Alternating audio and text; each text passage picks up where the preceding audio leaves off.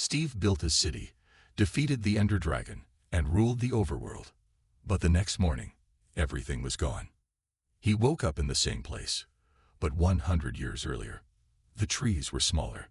The mobs were different. Even the villagers didn't know him. And it kept happening.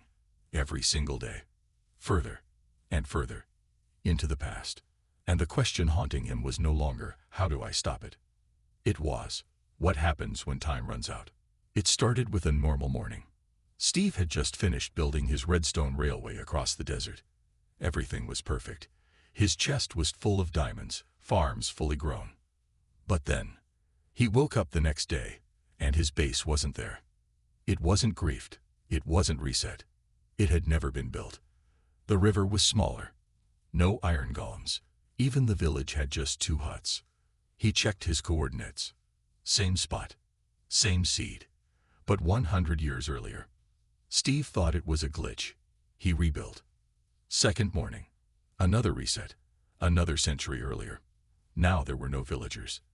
The desert was still underwater. Minecraft looked wrong. By the 4th day, the sky was a different color.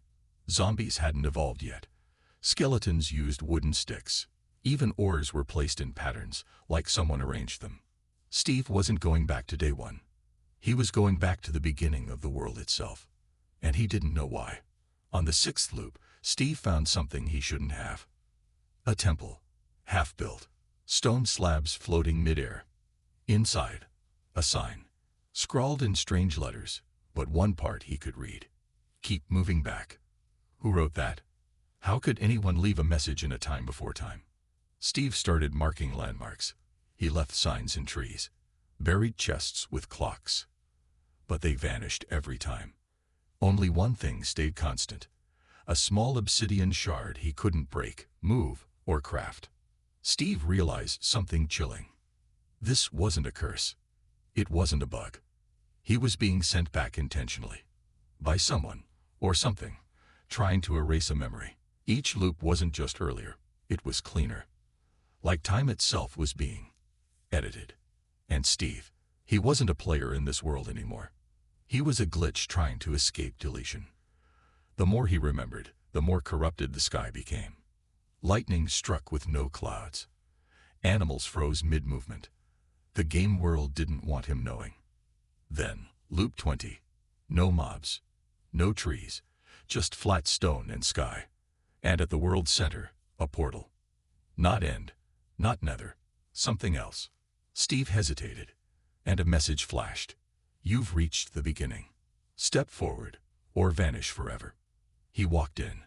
And everything turned black. Steve woke up again. Same coordinates. Same biome. But this time, the sky was red. And he wasn't alone. Standing across the river was another Steve, wearing armor from the future. And he said just one word. Finally. If you think this story is over, you're wrong. Because the next episode isn't written yet. And it needs your ideas. Drop the craziest theory in the comments below. If yours connects the timelines, Steve might just remember who he really is.